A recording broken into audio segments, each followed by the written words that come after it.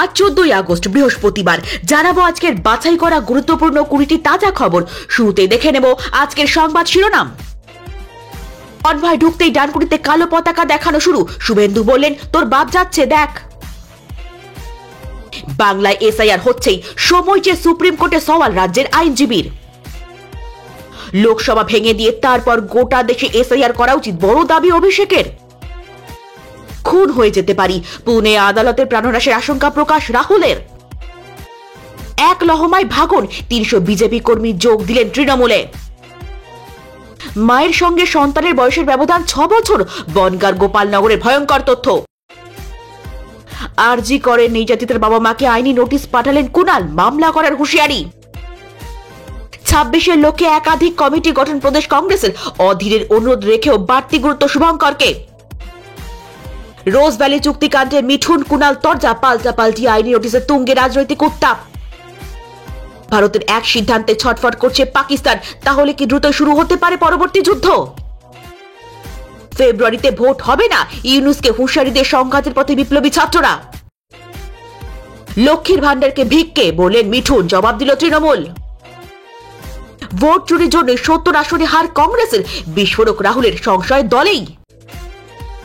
করে ফেললে মিলছে হিন্দু পরিচয়, শান্তনু ঠাকুরের বিরুদ্ধে স্বরাষ্ট্র মন্ত্রকে অভিযোগ তৃণমূলের। দীর্ঘদিন নীরব থাকার পর অবশেষে মুখ খুলেন সুকান্ত, রাজ্য সভাপতির পদ ছাড়তেই বিস্ফোরক স্বীকারোক্তি। উপরাষ্ট্রপতির পদপ্রার্থী কে হবেন, বড় চাল দিল ইন্ডিয়া জোট। নবান্ন অভিযানে পুলিশের ওপর হামলা, আদালত থেকে কড়া নির্দেশ। কমিশন যেসব নথি চাইছে সবে ভোটার বান্ধব, এসআইআর নিয়ে মন্তব্য সুপ্রিম কোর্টের। কমিশনের অফিসে পৌঁছে গেলেন মুখ্য সচিব নির্ধারিত সময়ের 30 মিনিট আগেই। নবান্ন অভিযানে পুলিশকে মারধরের ঘটনায় প্রথম গ্রেফতার, ধৃত অর্জুন সিং, ঘনিষ্ঠ চন্দনগুপ্ত। আধার, প্যান বা ভোটার আইডি না থাকলে কি করবেন, জেনে নিন কিভাবে নাগরিকত্ব প্রমাণ করবেন। প্রতিদিন এই ধরনের খবর পেতে আমাদের এই চ্যানেলকে সাবস্ক্রাইব করে আমাদের পাশে থাকুন। এতক্ষণ শুনছিলেন সংবাদ শিরোনাম, এবার আসছি বিস্তারিত খবরে। জল্পনায় শিলমোহর, বিহারের পর বাংলাতেও এসআইআর হচ্ছে বলে খবর। গত 8ই আগস্ট এই মর্মে রাজ্যকে চিঠি দেয় নির্বাচন কমিশন। বুধবার সুপ্রিম কোর্টের শুনানিতে রাজ্যের আইনজীবী গোপাল শঙ্কর নারায়ণের প্রশ্ন, রাজ্যের অনুমতি ছাড়া কি এসআইআর করা যায়? আরও কিছুটা সময় প্রয়োজন বলেও দাবি তার। বিচারপতি সূর্যকান্ত এবং বিচারপতি জয়মাল্য বাগচির বেঞ্চে বিহারের এসআইআর শুনানি চলছে। ওই শুনানির একেবারে শুরুতে সওয়াল করেন আইনজীবী অভিষেক মানু সিংভি। সরাসরি নির্বাচন কমিশনের ভূমিকা নিয়ে প্রশ্ন তোলেন। তার বক্তব্য, গত 24-এর লোকসভা নির্বাচনে যাদের নাম ছিল তাদের নাম কিভাবে বিহারের এসআইআর বাদ যায়? নাগরিকত্ব প্রমাণে কমিশনে চাওয়া নথি নিয়েও প্রশ্ন করেন সিংভি। তিনি বলেন, আধার কার্ড গ্রহণ করা হচ্ছে না, জল, বিদ্যুৎ, গ্যাস সংযোগ প্রায় সকলের বাড়িতে রয়েছে, কিন্তু সেগুলি বিবেচনা করা হয়নি। পাসপোর্টের কথা বলা হয়েছে, কিন্তু পাসপোর্ট 2% কম ভারতীয়ের রয়েছে। বাকি যা নথি চাওয়া হচ্ছে তাও সকলের কাছে নেই। যদি কারো জমি না থাকে তবে তালিকার 5, 6, 7 নম্বর নথি বাদ যাবে। আমি ভাবছি বিহারে কতজন যোগ্য হবেন? বিহারের রেসিডেন্ট সার্টিফিকেট বলে কিছু নেই। তবে বিচারপতি সূর্যকান্ত এই প্রসঙ্গে বলেন, যদি কমিশন বলতো ওই 11টি নথির সব চাই তাহলে সেটা ভোটার বিরোধী হতো, কিন্তু এখানে বলা হয়েছে 11টির মধ্যে যে কোনো একটি দেওয়ার কথা। তবে আপত্তি কোথায়? কেন বেছে বেছে ভোটের আগে এসআইআর হচ্ছে? কেন পরে সারা বছর ধরে করা গেল না? সে প্রশ্ন তোলেন সিংভি। এরপর রাজ্যের আইনজীবী গোপাল শঙ্কর নারায়ণ বলেন, গত 8ই আগস্ট কমিশনের তরফে নোটিশ পাঠানো হয়, রাজ্যের সঙ্গে কোনো আলোচনা ছাড়াই এসআইআর শুরু হতে পারে। তিনি আরো বলেন, কমিশনে গণহারে বিহারের নাম বাদ দিয়েছে, ভোট দেওয়া আমার অধিকার, কমিশন কিভাবে ছেলে খেলা করতে পারে? পাল্টা বিচারপতি বাগচি বলেন, এসআইআর প্রথমবার করা হচ্ছে, সে হিসেবে সমস্ত ভোটারকে বাদ দিতে পারে কমিশন, তবে কমিশন তা করেনি। এরপর রাজ্যের আইনজীবী বাংলায় এসআইআর প্রক্রিয়া স্থগিত রাখার আর্জি জানান। কট্টর হিন্দুত্ববাদী নেতা বিনায়ক সাভারকরকে নিয়ে সত্যি বলার জন্য মহাত্মা গান্ধীর মতো তিনিও খুন হয়ে যেতে পারেন বলে আশঙ্কা প্রকাশ করলেন রাহুল গান্ধী। বুধবার পুনের সংসদ বিধক আদালতের বিচারকের কাছে তিনি নিজের প্রাণনাশের আশঙ্কা করে উপযুক্ত নিরাপত্তা চেয়েছেন লোকসভার বিরোধী দলনেতা। দাদুকে নিয়ে অবমাননাকর মন্তব্যের অভিযোগ তুলে রাহুলের বিরুদ্ধে মানহানি মামলা দায়ের করেছেন কট্টর হিন্দুত্ববাদী নেতা বিনায়ক দামোদর সাভারকরের নাতি সত্যকি সাভারকার, যিনি আবার জাতির জনক মহাত্মা গান্ধীর খুনি নাথুরাম গডসে ও গোপাল গডসের বংশধর। পুনের সাংসদ বিধায়ক আদালতে ওই মামলা চলছে। বুধবার বিচারকের কাছে এক আবেদনে নিজের প্রাণনাশের আশঙ্কার কথা জানিয়েছেন লোকসভার বিরোধী দলনেতা। আবেদনপত্রে তিনি বলেছেন, আমার প্রাণ হুমকির মুখে রয়েছে। সম্প্রতি আমি কেন্দ্রের বিজেপি সরকারের বিরুদ্ধে ভোট চুরি সহ বিভিন্ন ইস্যুতে সরব হয়েছি। আগে সাভারকারকে নিয়ে মন্তব্য করেছি, যার ফলে আমার নিরাপত্তা বড় প্রশ্নের মুখে পড়েছে। যিনি আমার বিরুদ্ধে মানহানি মামলা করেছেন তিনি নিজেই স্বীকার করেছেন মহাত্মা গান্ধীকে খুনে জড়িত নাথুরাম গডসে গোপাল গডসের বংশধর, যাদের বিরুদ্ধে অসাংবিধানিক ও হিংসামূলক কাজকর্মের সক্রিয়তার অভিযোগ ছিল। আবেদনে রাহুল বলেছেন, যুক্তি আর তথ্য প্রমাণ দিয়ে আমার তোলা বিষয়ের মোকাবেলা করা সম্ভব নয় বুঝতে পেরে ক্ষতি করার চেষ্টা চলতে পারে, মিথ্যে মামলায় ফাঁসানো হতে পারে কিংবা অন্য কোনো উপায়ে লক্ষ্য বা নিশানা বানানো হতে পারে। ফলে আমার প্রাণ রক্ষার বিষয়টি গভীরভাবে বিবেচনা করা হোক। সিঙ্গুরে কৃষক আন্দোলনের ডাক দিয়েছে বিজেপি।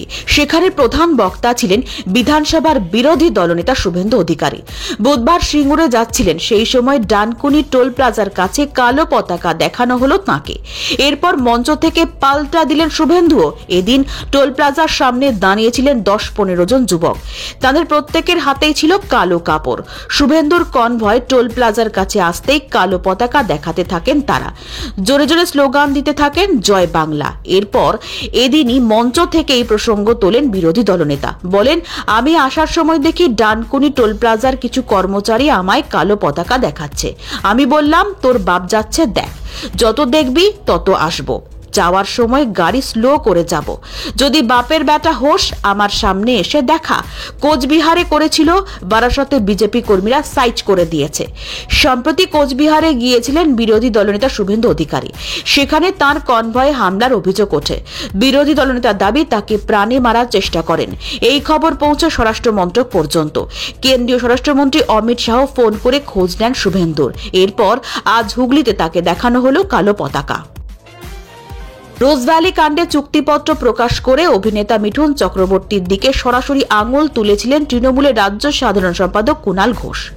এবার সেই ঘিরেই শুরু হলো আইনি লড়াই। একে অপরকে পাঠানো হলো মানহানির নোটিশ। মিঠুনের হয়ে নোটিশ পাঠালেন তার আইনজীবী। পাল্টা চিঠি গেল কুণালের পক্ষ থেকেও।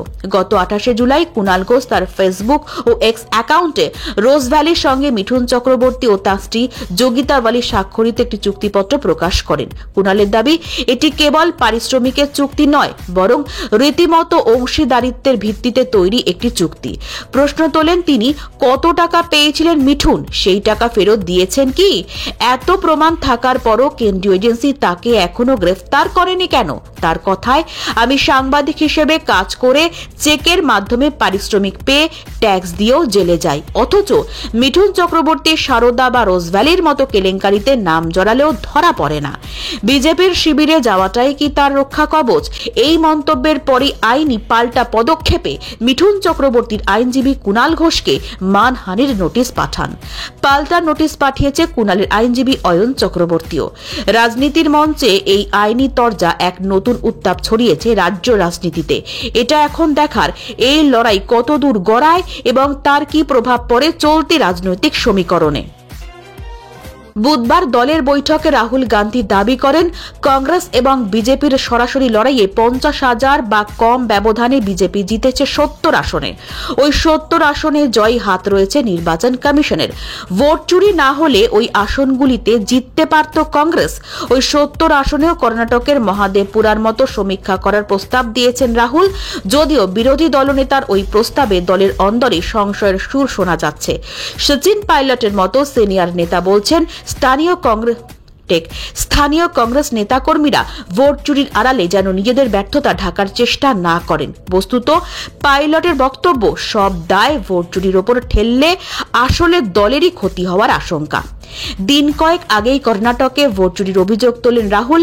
সাংবাদিক সম্মেলন করে ভোটার তালিকা ধরে নিজের বক্তব্যের সপক্ষে প্রমাণ পেশ করেন তিনি।